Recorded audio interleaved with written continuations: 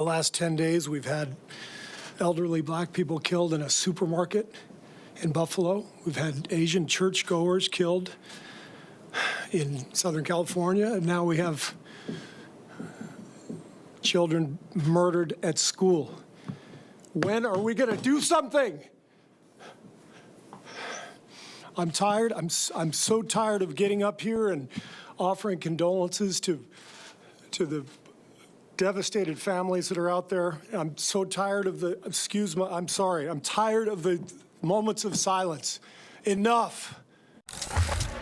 We can't get numb to this. We can't sit here and just read about it and go, well, let's have a moment of silence. Yeah, go Dubs, you know. Come on, Mavs, let's go. That's what we're going to do. We're going to go play a basketball game. You realize that 90% of Americans, regardless of political party, want background check, universal background check. 90% of us, we are being held hostage by 50 senators in Washington who refuse to even put it to a vote, despite what we, the American people, want. They won't vote on it because they want to hold on to their own power. It's pathetic. I've had enough. Steve Kerr, of course, lost his father to gun violence. There was an outpouring of reaction across the sports world. LeBron James tweeted, "My thoughts and prayers goes out to the family of the loved ones lost, injured at Robb Elementary School in Uvalde, Texas. Like, when is enough enough? These are kids, and we are putting them in harm's way at school. Like, seriously, at school, where it's supposed to be the safest." Meanwhile, Celtics star Jason Tatum breaks my heart hearing this news. No parent should ever have to lose their child. Praying for the families of those kids and the teacher. This is devastating. Here's more reaction from Steph Curry and Natasha Cloud of the Washington Mystics. It's kind of hard to, stay focused on going out and playing basketball and knowing, what happened, in this state. And I got kids, send them to school every day, drop them off. And you feel for the parents that are, going through what they're going through. I can't even imagine the pain. So for Coach to come up here and say what he said, and every word that he said was powerful, was meaningful. This game doesn't matter.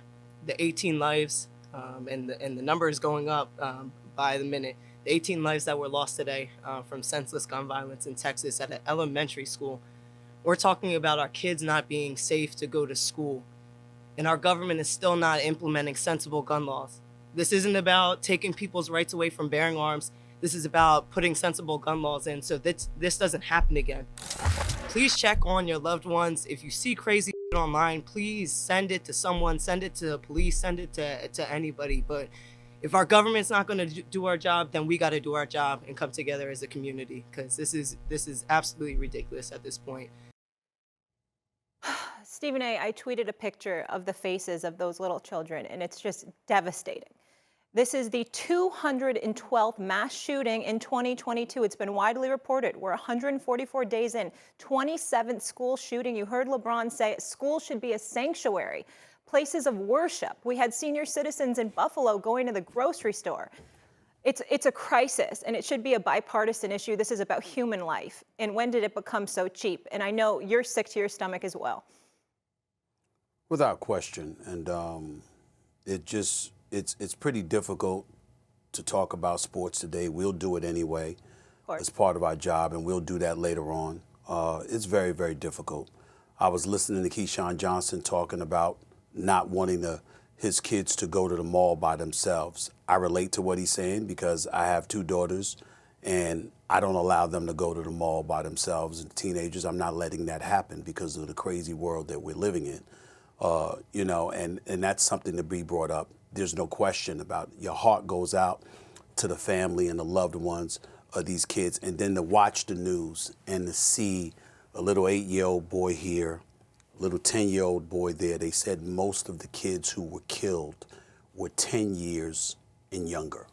Actually, all of them, along with the two adults. So we're talking about children. And Doggy, I know you can relate to this because I remember listening to your show years ago when the tragedy took place at Sandy Hook Elementary School in Connecticut. On that particular day, 28 people were killed, 2 more were injured.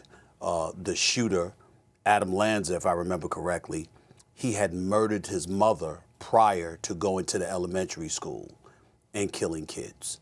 And so this is not the first time we've seen this happen. We've seen shootings in Colorado. We've seen shootings in Florida.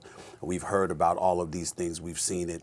It's absolutely positively tragic. And I want to applaud the Steve Kerrs of the world, the Greg Popoviches of the world, the Steph Currys of the world, the LeBron James of the world, the Natasha Clouds of the world. And the list goes on and on of athletes and sports figures who want to bring attention to this issue. Let me crystallize it for us even more. It is important that we recognize that no one is engaging in hyperbole as they express themselves emotionally.